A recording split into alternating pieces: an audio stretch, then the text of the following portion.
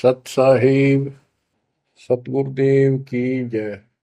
बंदी छोड़ कबीर साहिब जी की जय। बंदी छोड़ गरीबदास जी महाराज जी की जय। स्वामी राम देवानंद जी गुरु महाराज जी की जय हो।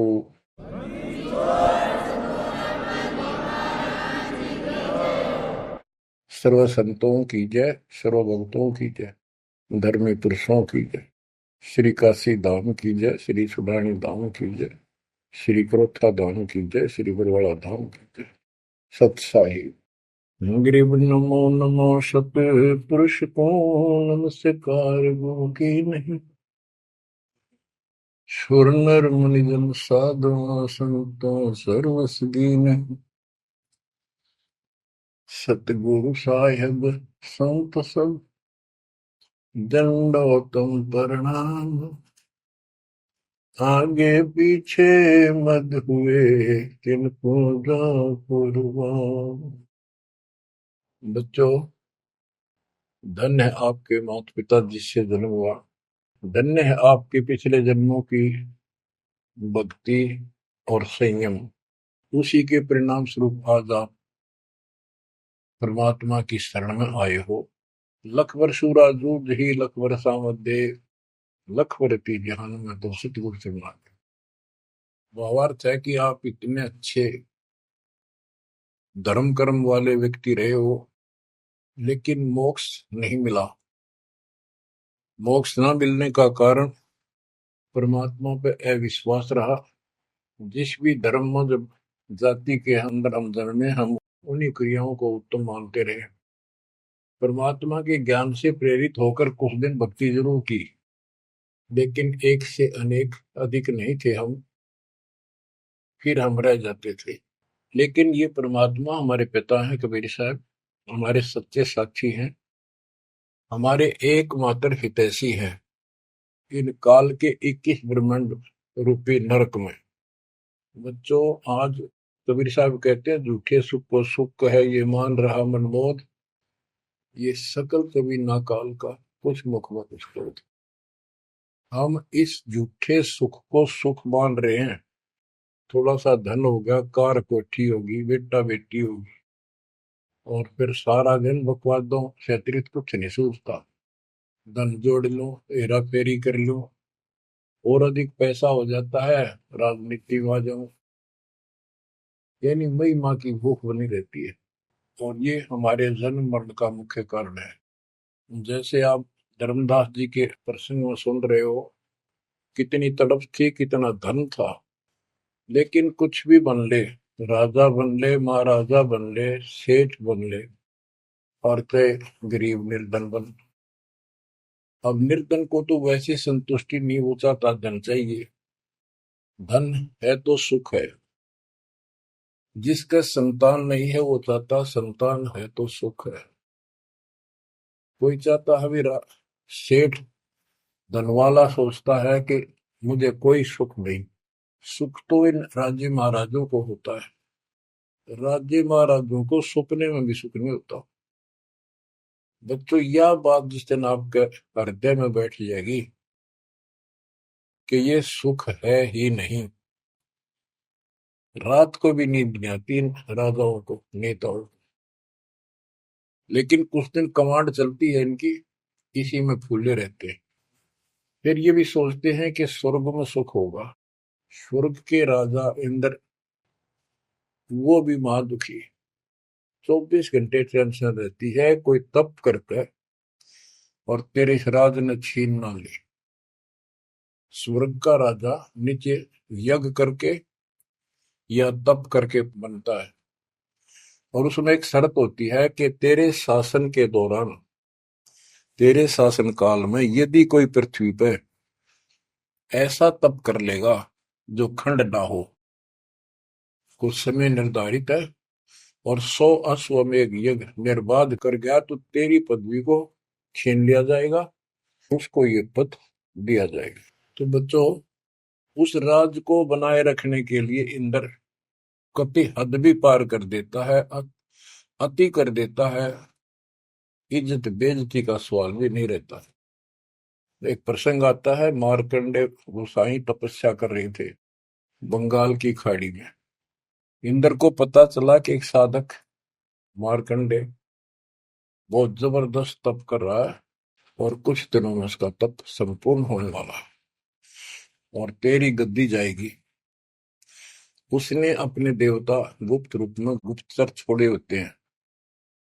इंद्र ने अपनी पत्नी भेजी उसका धर्म खंड करने के लिए। कति अंत हो जाता है आदमी जब अपनी पत्नी को पर पुरुष के पास भेजता है, यह कति गिरावट की अंत आ जाता है।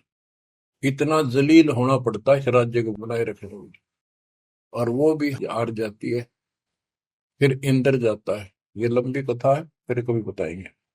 मार्कंडे ऋषि इंद्र की पदवी को टारगेट करके तप नहीं कर रहा था। ये ऋषि क्या करते रहते हैं, ओम नाम का जाप करते हैं और तप, ये दोनों करते हैं। तप तो इन्होंने ब्रह्मा जी से लिया। ब्रह्मा जी कमल के फूल पर बैठे थे। जब वो होश में आए, कमल जल पे होता कमल का फूल, सब जगह जल ही जल था। आकाशवाणी हुई कि तप करो। यह आकाशवाणी उसने भगवान की मानी। 1000 वर्ष तप किया। फिर आकाशवाणी हुई सृष्टि रचो, यानी जीव उत्पत्ति करो। तो कहने का भाव ये है बच्चों, फिर बाद में इनको वेद मिले, ब्रह्मा ने वेद पढ़े। ये सारे ब्राह्मण ब्रह्मा की संतान है। इनका सबका गुरु ब्रह्मा जी है। ब्रह्मा जी ने इनको बताया ओम नाम का जाप वेद में लिखा है। बच्चों, ब्रह्मा जी ने वेदों को पढ़ा। उसमें यजुर्वेद अध्याय 40 मंत्र 15 में ओम नाम है। चारों वेदों में कहीं और दूसरा नाम नहीं, ना दोबारा ओम नाम का जिक्र है। तो इन्होंने ओम नाम तो वेदों से ले लिया और तब आकाशवाणी मान ली भगवान की ब्रह्मा जी ने। तो उसी ऋषियों ने उसी आधार पर साधना की। मार्कंडे भी वही डले ढोया था। उसको इतना जरूर पता था कि इंद्र का राज एक अन्य गानी ओम के जाप से ब्रह्मलोक प्राप्ति होती है। तो वो ओम नाम का जाप करता था, उधर से वो तप भी करता था। ओम नाम के जाप से ब्रह्म लोक प्राप्त होता है। गीता अध्याय 8 श्लोक 13 में गीता बोलने वाला प्रभु कहता है, ओम इति एक अक्षरम ब्रह्म व्यवहारं माम अनुसमरण ये पर्याति तजन देहम स याति परमाम गतिम। मुझ ब्रह्म का केवल एक ओम नाम है। जो इसका अंतिम सांस तक भक्ति करते हुए शरीर छोड़ के जाता है, वो ओम नाम से मिलने वाली परम गति यानी ब्रह्मलोक को प्राप्त होता है। ब्रह्मलोक प्राप्त होता है, ये कहाँ प्रमाण है? श्री देवी महापुराण 6 अध्याय में श्री देवी जी दुर्गा जी राजा हिमालय को बताती है। राजा हिमालय कहता है जी मुझे मोक्ष मार्ग बताओ। वो देवी का परम भगत था। देवी ने राजा हिमालय को बताया कि ओम नाम का जाप कर, इससे ब्रह्म की प्राप्ति होगी। दिव्य आकाश रूपी ब्रह्म लोक में रहता है। इति सिद्धम, ओम नाम के जाप से ब्रह्म लोक प्राप्ति है। गीता अध्याय 8 श्लोक 16 में लिखा है कि ब्रह्म लोक में गए साधक भी पुनरावृत्ति के अंदर है, दोबारा जन्म मृत्यु में आते हैं। अब जो साधना कर रहा है उसको कति उत्तम मान के कर रहा है, ना तो करे को नहीं, इच्छा ही नहीं बड़ा उसकी। बताओ, इनको ये नहीं बता तुम कर के रहे हो, इसका प्रतिफल क्या हो। एक कथा सुनाऊं, छोटा सा चुटकुला, सच्चाई है, चुटकुला नहीं। उदाहरण, दास के पास एक बहन अपनी दूसरी बहन को लेके आई। उसका पति शराब पिया करता और रोज पीटे, झगड़ा रखे। तो जो लेके आई थी उसका पति भी इतना नालायक था। परमात्मा ने दया करी, वो सुधर गया और तगड़ी भक्ति करने लग गया, खूब सुधर गया, चर्चा होगी गांव में। तो वो बहन बोली जी मैं तो अपनी बहन को देख के आई हूँ, इसके तो सारे सुख हो गए। मैं बेटी आपके भी होंगे, आपको ये हमारी मर्यादा का पालन करना पड़ेगा। वह बोली जी मैं ये व्रत ना छोड़ दूं, 16 शुक्रवार के व्रत करती हूँ। 16 शुक्रवार के व्रत करने हैं, वो तो 5-6 हुए हैं मेरे। मैं बोला हमारा नाम लेना बेटी, वो सब त्यागने पड़ेंगे। ये व्रत रखते किस उद्देश्य से है, कि लाभ होगा आपको, फिर पता लगा। बताई थी किसी ने, अब तेरा पति शराब छोड़ देगा। मैं बोला पहले 16 शुक्रवार व्रत के प्रतिफल बताऊं के उसे, इसका लाभ क्या है। ये आन उपासना, ये डले ढोने वाले क्या बताते हैं कि एक बहन का पति परदेश में गया था और वो 2 3 4 साल तक आया नहीं। उसने किसी ज्योतिषियों से दिखाया, पत्रे हाथ दिखाए, किसी ने बता दिया कि तेरा पति तुझे भूल चुका है, तेरी याद नहीं रही है, माता संतोषी के व्रत रख 16, तेरा पति वापस आ जाएगा। उसने व्रत रखने शुरू किए, शुक्रवार के 16वें दिन, 16वें व्रत वाले दिन वापस आ गया। ये है इसका फल। और मैं बोला तेरा पति रोज आवे रोज कूटे, गड्ढेगी तू इस बता के, फूकेगी इन बर्तन, बुद्धि कान रखेगी तुम्हारी। तंते रखना नहीं चाहिए, 2 4 दिन ना हो तो बढ़िया, पिटाई देना हुआ। कहने का भाव यह बच्चों, इन गुरुआ गांव बिगाड़े संतो गुरुआ गांव बिगाड़े, ऐसे कर्म जीव का लागिए कीव जड़े नहीं जाड़े। तो मार्कंडे ऋषि इंद्र से कहता है, इंद्र तू इंद्र की पदवी छोड़ दे, अगले जन्म में गधा बनेगा। इंद्र कहता जी फेर की फेर देखी जाएगी, अब तो मौज करने दो। बता, हमारी बुद्धि यहां तक सेट हो चुकी है। फेर के देख गधे पाछा तो कुमार देखेगा, कड़म मारेगा लठ, 2.5 मन का धरेगा समान कप कमर पे। मार्कंडे ऋषि उसको कहता तू मेरे वाली साधना कर ले, तुझे ब्रह्म लोक पहुंचा दूंगा। बच्चों, वो कहते हैं ना, बेड की लात गुडने तले तले, ये कहीं जा लो, इनका ये इतना ज्ञान है, इतनी इनकी अंतिम भक्ति है। अब प्रसंग चल रहा है धर्मदास जी का। ये जड़े धर्मदास जी ने खूब डो लिए थे, और जब आंख खुली, ओए होए होए, अब परमात्मा उनको छोड़कर चले गए। दोनों पति पत्नी देखते ही रह गए, आंखों में आंसू टपक रहे थे। ओझल हो गए भगवान जब गली से अंदर आए, राग खूब रोए अंदर बैठ के। ताकि पता नहीं आऊंगे कि ना आऊंगे ना, ये गांव नाम बताते, ये भी कमाल हो गया।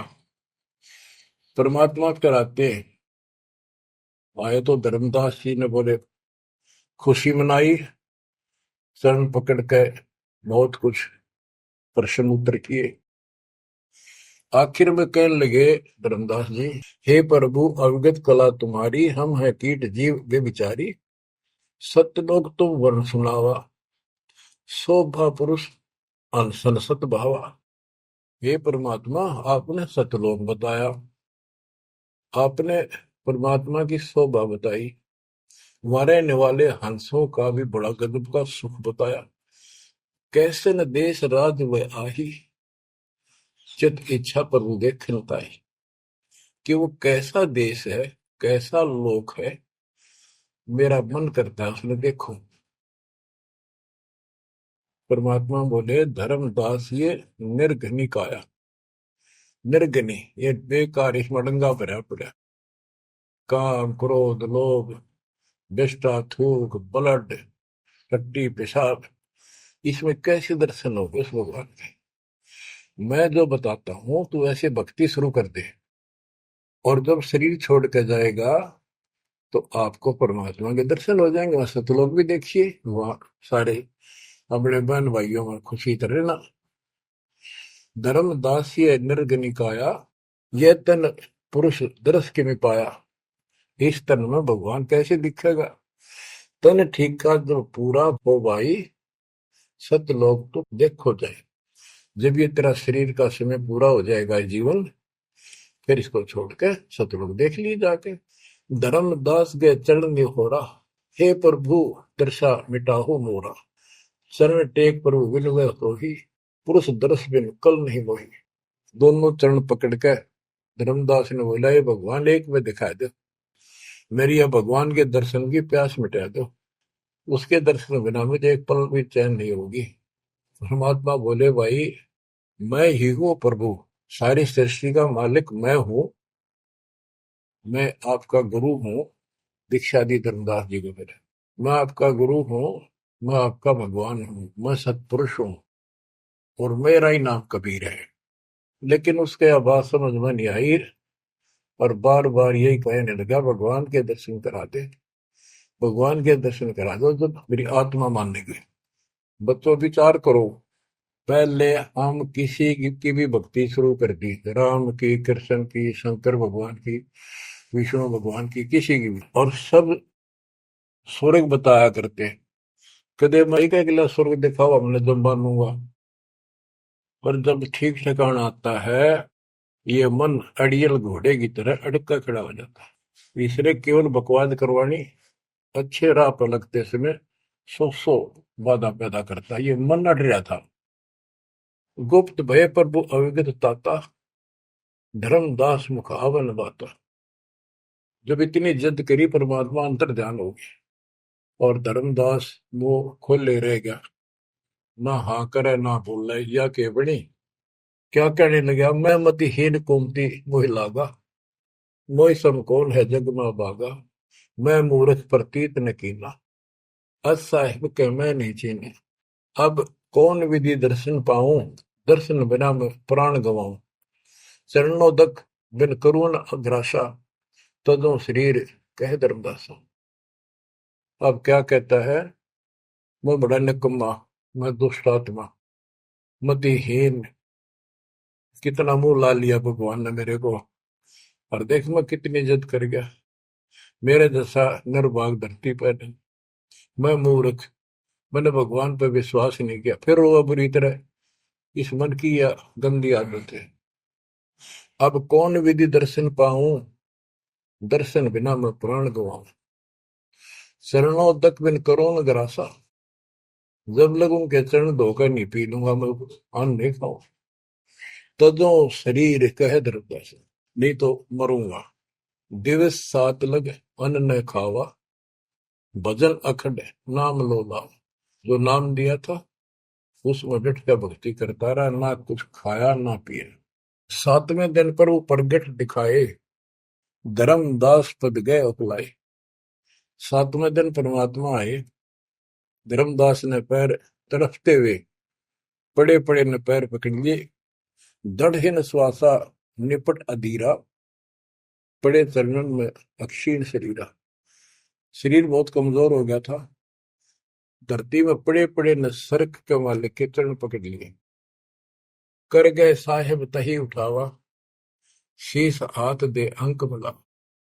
परमात्मा ने उसके अपने हाथ का सहारा देकर उसको खड़ा किया और फिर अपने सीने से लगाया। धर्मदास चरणोदक लीना, चरण पखार आचमन कीना। धर्मदास ने फिर उठ के जल लाया, परमात्मा के चरण धो के पिए। परमात्मा बोले, हे धर्मदास, प्रसाद कुछ पाओ, कुछ खा लो, कर प्रसाद तो मुंह पे आओ, मेरे पास आओ फिर तो, और फिर मैं तुझे सारा ज्ञान बताऊंगा। तो धर्मदास ने जल्दी जल्दी कुछ खाया। उसका ये टेंशन थी कि चले ना जा। थोड़ा बहुत खाया, पानी पीकर पटदे से आगे बैठ गया। धर्मदास का शरनाई सुन प्रभु अगर अपार, 7 दिवस कहाँ रहे, कौन देश पगडार। तो परमात्मा से पूछने लगा, है भगवान आप कहाँ रहे, कैसे कैसे रहे, कहाँ गए।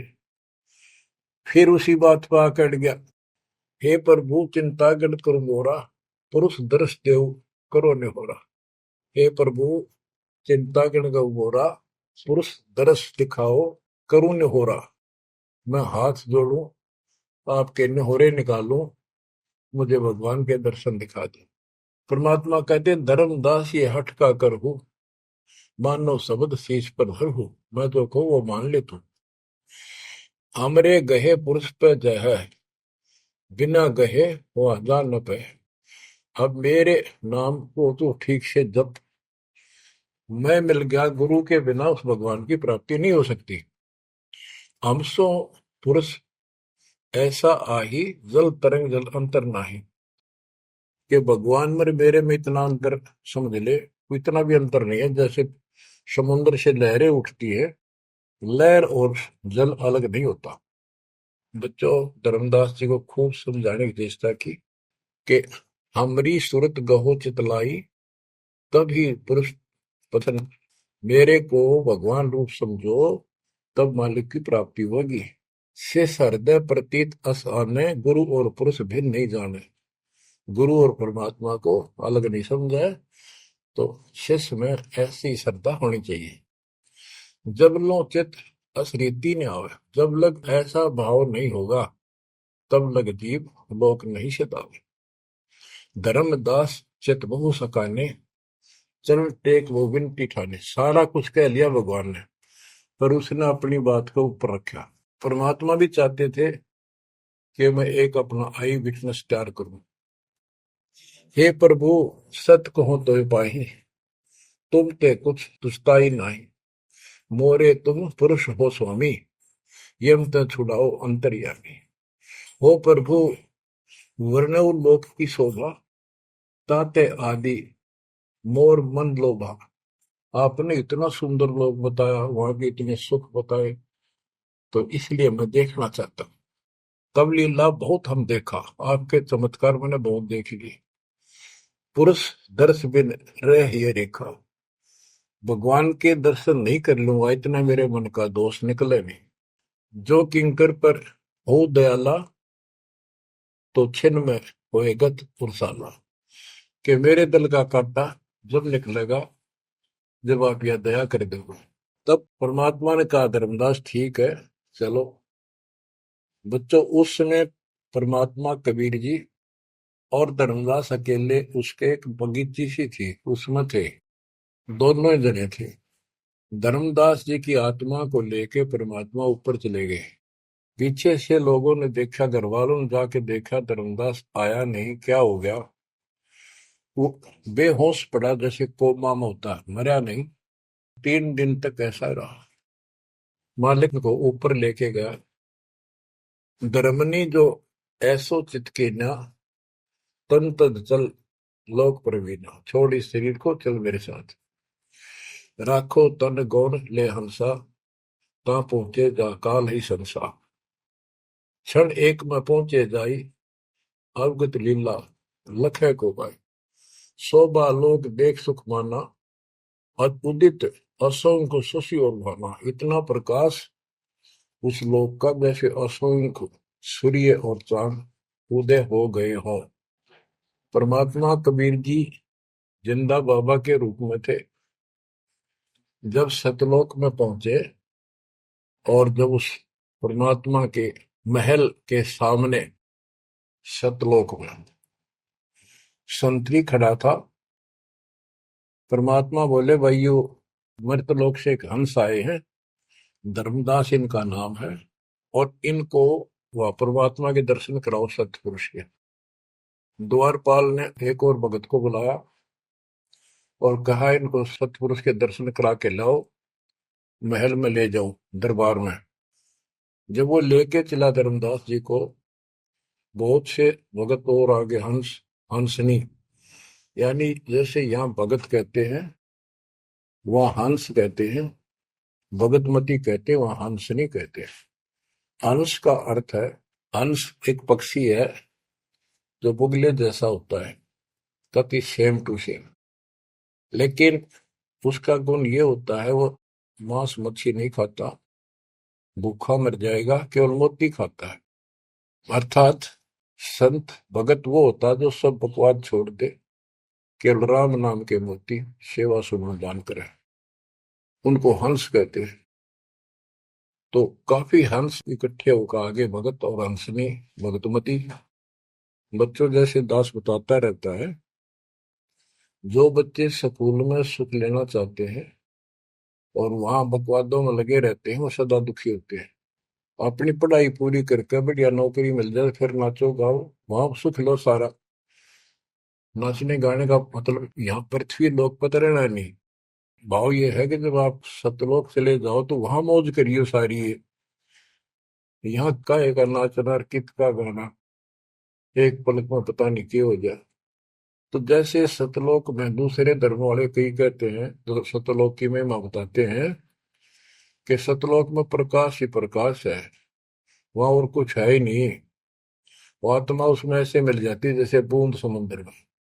ये पूरा राधा स्वामी पंथ, सच्चा सौदा सरसाले, गुरुदेव वाले और भी सब इस यह रटला रहे, वहां कुछ नहीं है। और आंखों देखा धर्मदास क्या बताता है, वाणी पढ़ता हूं, ये वैसे लिखी हुई है पुराने समय की, शुद्ध नहीं है इतनी, लेकिन अर्थ गजब का है इसका। कहते हैं, जित देखा जगमग झलका ही, देखत हर्षित भय ही भाई। धर्मदास ने जहां देखा इतनी सुंदरता प्रकाश में गजब का नूर चमक, देख देख खुश हो रहा है।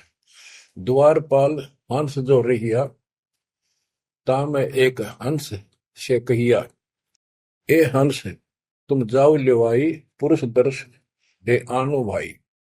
इसको धर्मदास को ले जाओ, परमात्मा के दर्शन करा के वापस यहीं ले आना। चले लिवाए पुरुष तब पैजहा, अचानक हंस वो आए तब ही। वहां बहुत से अचानक और हंस आगे वक्त, करत कोलाहल मंगल चारा, शोभा अद्भुत अंग अपारा। ओहो, उनके जो वहां पर भगत आए और भगतनी आई, इतने गजब के सुंदर शरीर देखते ही बने। उनके गले में रत्नों की माला और जगमग दे, बहुत गजब का, बहुत सुंदर कपड़े पहन रखे, अमर चीर शोभा धर्माए, अनसन भाल शोभा के वर्णो। धर्मदास कहता है कि उन हंसों के माथे की शोभा क्या बताऊं, बहुत गजब की। रवि करता रोम सोडस चंद्र भाल छिवि लहू, यानी 16 चंद्रमा का प्रकाश हो उनके माथे की, इतनी चमक थी, इतना नूर था। हंस कांति प्रतिरोम प्रकाशा, हीरा मणि उदित रोमासा। उनके शरीर की इतनी गजब की शोभा थी, प्रत्येक की रूम रूम की, जैसे हीर और मोती चमक रहे हो। उनके शरीर का प्रकाश सोडस रवि, अनसन छवि मोहा, देह प्राण शुभ अमृत शोभा। उनके शरीर की शोभा 16 सूर्यों के प्रकाश जितनी थी। अब वहां भगवान के दरबार में पहुंच जाते हैं वो लेकर के, सिंहासन से भी देखत मनमोहा। ओहो, सुरती हंस अग्रानी अगाने, सत्य पुरुष सकल देखत अरसाने। वहां लेकर गए नाचते गाते हुए। जब उसने भगवान को देखा, धर्मदास जी ने, इतना गजब का प्रकाश, एक रोम शरीर के बाल की चमक, करोड़ सूर्य करोड़ चांद मिला दे। एक रोम रवि शशि कोटि सा, एक रोम की शोभा करोड़ सूर्य और चंद्रमा जैसी। पुरुष प्रकाश सतलोक अंजोरा, ताने पहुंचे निरंजन चोरा। कि उस सतलोक का इतना सुंदर प्रकाश है, वहां ऐसी व्यवस्था है कि वहां ये काल निरंजन, ये चोर नहीं जा सकता, यानी इसका वहां भय नहीं है। अब सुनो, 4-5 पंक्तियों में कमाल कर दिया। पुरुष कबीर देखा एक भाई, धर्मदास पुन रहे लग जाई। वहां पर परमात्मा, जो सतलोक का मालिक, असंग ब्रह्मांड के तकत पर सिंहासन पर विराजमान था, वो वही सूरत थी, उनके साथ धरती से नीचे से आया था। ओहो, देखो, ये तो लिखा कबीर सागर में, ये वो सुना रहा हूं। और वास्तविकता आपको बताई कि परमात्मा स्वयं उसको साथ लेकर गए और वो चौवर करने लगे उसके ऊपर। हमने इसका रस निकालना, सारा रस निकालना है। कबीर सागर का बहुत अड़ंगा कर रखा है इन्होंने, फिर भी हमने निष्कर्ष देखना है।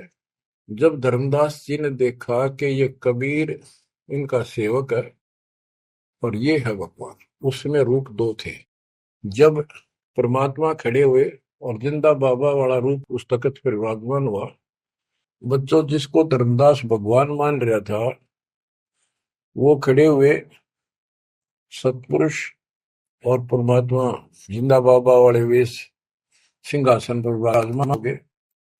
और वो चवर लेकर खुद परमात्मा उस कबीर जिंदा बाबा पर करने लगे। धर्मदास का आश्चर्य का ठिकाना नहीं कि अभी भगवान यो है कि ये है। इतने में वो जिंदा बाबा में समा गए, जिसको वो सतपुरुष दिखाई दे रहे थे। और वो शोभा जो कि तू जिंदा बाबा वाले शरीर की होगी। अब कहते पुरुष कबीर देखा एक भाई, धर्मदास बहुत ही लज्जाई, वह मुझे प्रतीत नहीं आई, हे परमात्मा कैसी कुमुख हिम्मत छाई। धर्मदास कहता हुआ मुझे विश्वास नहीं हुआ, ये महाराज कह रहे थे भगवान मैं परमात्मा हूँ, मैं सारी सृष्टि का रचने वाला हूँ, मेरा नाम कबीर है, असंग ब्रह्मांड का स्वामी हूँ।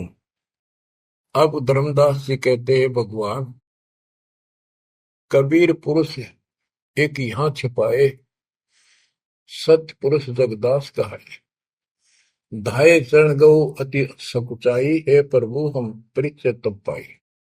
हे परमात्मा अब आपको मैंने पहचान लिया, यह शोभा कस वहां छिपाओ और कस नहीं जग में प्रगट दिखावा। आपने ये शोभा वहां क्यों छुपा रखी है, वहां क्यों नहीं दिखाते इस लीला को, ये अपनी असलियत को, आपके वास्तविक शरीर की शोभा को। परमात्मा बोले धर्मनी जो वही छवि जग जाऊं, तो ही विकल निरंजन राव, यदि मैं इस शोभा युक्त नीचे जाऊं तो काल निरंजन पागल हो जाए। और मैंने उसको वचन दे रखा है कि मैं अपना ज्ञान समझा के जीव को लाऊंगा। और वैसे बच्चों परमात्मा आज हमने ले जा, हम टिक नहीं सकते वहां पर, भूल जाओ इन बातों में, ये तो कहन सुन कहन की बातें हैं। उदाहरण देता हूँ, कबीर साहब कहते हैं हम मोहम्मद को वहां ले गए, इच्छा रूपी सतलोक नहीं रहे हो, उल्ट मोहम्मद महल उठाया, गुद धीरे कलमा ले। यानी हम हजरत मोहम्मद जी को ऊपर लेके गए थे कि ये समझ गया तो इन सब ने जो इसने लाखों त्याग कर रखे सबको बता देगा। लेकिन नीचे प्रभुता घनी होगी थी, संगत उम्मत खूब होगी थी इसकी, और उसके ऊपर प्रभुता पाके भूल गया भगवान को, नहीं इच्छा हुई तो वापस छोड़ दी। कुछ दिन पाछे आप भी मर गया और वह प्रभुता भी रहेगी। काल का इतना अजब गजब जाल है बच्चों। तो धर्मदास जी से बोले कि आप नीचे जाओ। धर्मदास जी बोले भगवान ये वहां ना बेचो, यही रख लो मेरे दाता, और इस नरक में मत दे। अब मैं नहीं जाऊं दाता वहां पर। परमात्मा बोले भी ऐसे नहीं बात सुनेगी, वहां तुम जा, चिंता ना कर, मैं तेरे साथ रहूंगा और सत भक्ति दूंगा, उससे आपकी भक्ति गजब की बन जाएगी और भक्ति युक्त होकर यहाँ आएगा, वैसे से यहाँ ठिकाना नहीं मिलेगा तेरे। और दूसरी बात है कि तूने सब कुछ देखा है, नीचे औरों को बता, तेरे भाई बहनों को विश्वास होगा।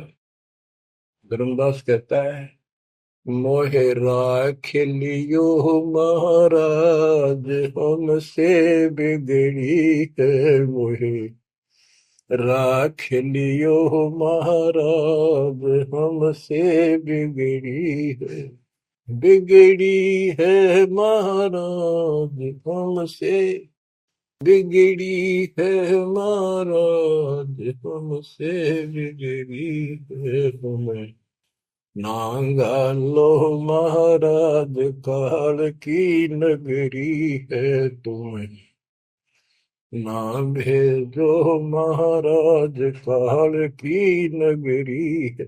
रो बुरी तरह, जैसे किसी ने आग में धकाया करे जबरदस्ती मर तो नौकर राख लो महाराज, हम गंदे इंसान से। अब पता चला उन सारे भक्तों ने बताया तुमने ऐसी गलती करी थी भाई, इसलिए दुख पा रही कि हमने खुद बिगाड़ी अपनी किस्मत, तुम रख लो दाता, ना वे जो मेरे मालिक, पैर पकड़े रोवे। परमात्मा बोले भाई ऐसा ना कर, वापस चल और वहां पर मैं तेरे साथ रहूंगा, भक्ति कर, कोई दिक्कत नहीं आने दूंगा मैं तेरे को, चिंता ना करी, तेरे पीछे पीछे न फिरूंगा मैं। और ये सारे ठाठ मैंने दे रखे थे तेरे को वहां पर, ना काल तो सारा कचू मन निकाल दे 1 मिनट में। धर्मदास को फिर हौसला हुआ और तीसरे दिन शरीर में वापस आया।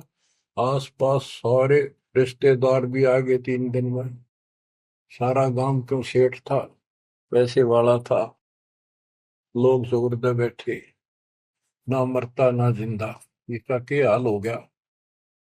परमात्मा ने बताया मैं काशी में हूँ, एक दुल्हे का काम करता हूँ, मेरा नाम कबीर है, मेरा गुरु रामानंद जी है, स्वामी रामानंद, जो वहां के प्रसिद्ध संत हुआ करते थे। धर्मदास जी सचेत हुए, उठे तो देखा चारों तरफ हाहाकार मच रहा, वो जिंदा हो गए तो एकदम खुशी की लहर आ गई। आमनी भी रोए, तो वो कहने लगा क्या हो गया तुमको? तो बोले आप तो मर गए थे, ना मरो थे ना जियो थे, अचेत पड़े थे, बेहोश थे, हमको टेंशन हो गई थी कि मरेंगे। तब उसको विश्वास हुआ, नहीं तो स्वप्न मानना वो। ये मन इतना दुष्ट है, इतना उल्टा चल रहा है, जब ठीक ठिकाने की तरफ चलता है जीव, परमात्मा कसर नहीं छोड़ते, ये उसका बाप है। तो तब धर्मदास को विश्वास हुआ, रे तेरे की सचमुच में तो सचखंड गया, सतलोक गया था। फिर उनको बताने लग गया सारी, मैं वहां गया था, सतंदा बाबा भगवान है, खुद है, सारी सृष्टि के रचने वाले हैं, ब्रह्मा विष्णु महेश, तब उनके सामने कुछ भी नहीं है। वो रिश्तेदार आए थे वो चले गए, पागल हो गया, बांटन दे, जिंदा हो गया, शुक्र है। लेकिन जिसका लागे वो तंदर। धर्मदास काशी पहुंचे और देखे दुल्हे के रूप में बैठे वो इस सूरत ज्यों की त्यों चरणों में पड़ गए। आसपास के कॉलोनी के लोग आगे बुलाए, बताओ, पूछे कौन है ये? धर्म सेठ है, ऐसे ऐसे काशी का प्रसिद्ध सेठ है, नवा का, बांधवगढ़ का। और सब नौके देख किसी पागल हो रहे लोग इस नीरू के पुत्र को भगवान मानते हैं, इनकी अकल पर पत्थर पड़ी। यानी जुलाहे भी ये बात बोल रहे हैं, जो देखा वो यही कहे। धर्मदास जी ने चरण पकड़ कर छोड़े नहीं, परमात्मा गलती बहुत होगी, हे दयालु माफ करो। जब परमेश्वर ने उसको कहा, बच्चा तेरा दोष नहीं, इस काल ने सबकी बुद्धि फेर रखी, और जो भी ये सारा संसार आपको दिखाई देता है ये कुछ भी नहीं है।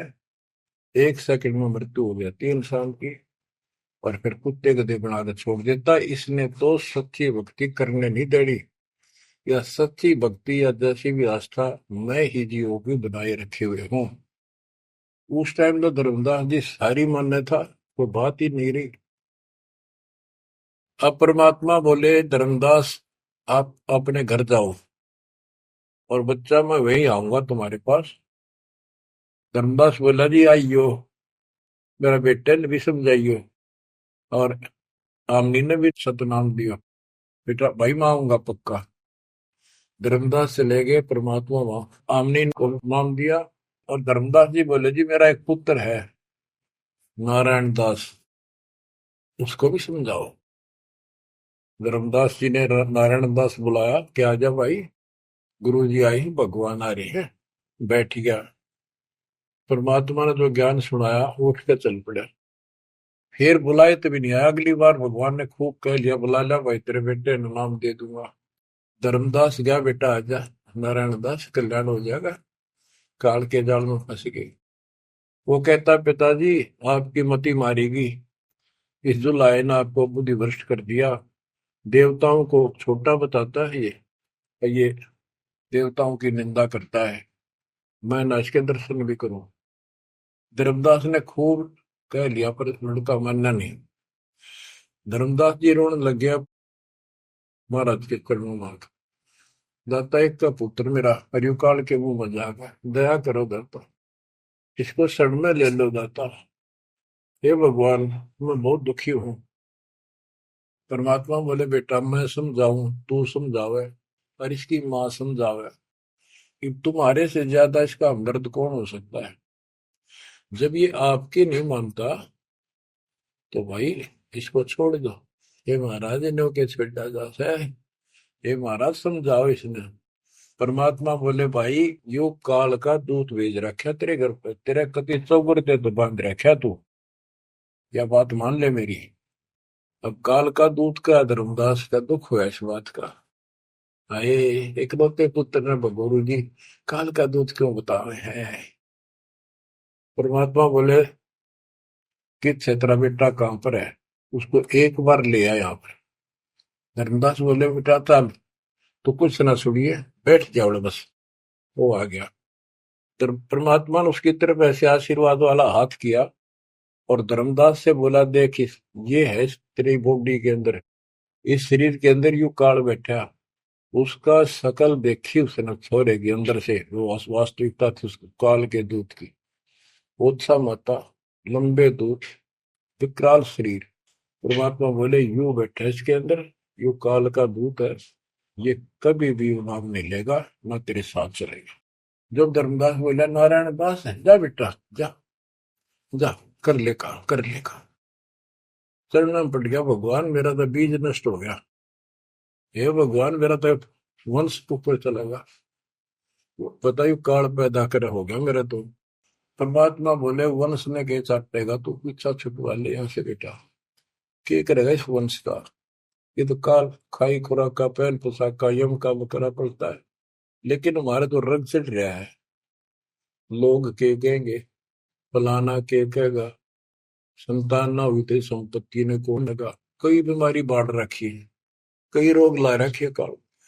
परमात्मा बोले ठीक है, तेरे को मैं अपना बच्चा, अपना हंस भेजूंगा, और आज से 1 साल के बाद तेरे घर में पुत्र उत्पन्न होगा, उसका नाम चूड़ामणि रखना। उस समय बताते धर्मदास की उम्र 80 साल की हो चुकी थी और आमनी देव भी वरदौलिये थे। ये धर्मदास के आप विश्वास हो ये मालिक हे परमात्मा, इस उम्र में कौन कैसे बच्चे होंगे हमारे, हम तो कति व्यर्थ हो चुके हैं। तब दाता ने कहा, देख उधर देख, तेरे आंगन में एक छोटा सा बच्चा ऊपर से आया, आंगन में हाथ पैर मारे नो, एक पत्ते के ऊपर लेट गया आकर, साथा आया पत्ता उसको, ये तेरे घर में 1 साल के बाद आएगा। इतने बहुत ध्यान हो गया, कुछ विश्वास कुछ अविश्वास, परमात्मा की दया हुई, आमनी को गर्भ रहा, 9वें महीने 10वें महीने बच्चा हो गया, नाम चूड़ामणि रखा। और तू कुल की चिंता करता था, तेरा 42 पीढ़ी तक तेरा वंश चलेगा, चिंता ना कर। जब उसका दिल लट्टा, बच्चों गजब की बात है, तो मैं धीरे धीरे इसको पूरी सुन ले हुए कथा को, आपके बहुत से अंधेरे हट जाएंगे। अब परमात्मा ने चूड़ामणि शाना हुआ, उसको दीक्षा दी, उसी को धर्मदास जी को भी गुरु पद दे दिया था। पर बोला तो किसी ने मंत्र ना दिया, सारा सार नाम तक दे दिया उसको, और कसम खवा दी कि ये नाम किसी को नहीं बताएगा। जब धर्मदास डिगमग देखे तो उसके लड़के को गुरु पद दे दिया चूड़ामणि को, केवल 5 नाम, ये 7 में से 5 बीच बीच के दिए, और बेटा इसी को तू आगे देता रहना, तेरे गुरु पद दे दिया। परमात्मा की कोशिश थी ये मंत्र करते रहेंगे, इनको मनुष्य जीवन मिलते रहेंगे, भगवान की आस्था इनमें बनी रहेगी, कुछ लाभ होते रहेंगे, और इस बिचली पीढ़ी तक जाना था उनको। लेकिन धर्मदास उसको बता दिया था कि काल मेरे नाम से 12 पंथ चलाएगा, जो सारे गलत साधना करवाएगा, और तेरे वंशज, तेरे परिवार वाले 6ठी पीढ़ी में जाके ये असली नाम भी छोड़ देंगे। एक टकसारी पंथ होगा, उसकी साधना शुरू कर देंगे, जो एक आने की नहीं होगी। जो इब सारे धर्मदास वाले दामा खेड़ा वाली गद्दी में वो टकसारी वाले की साधना चल रही है, वो 5 नाम भी गए।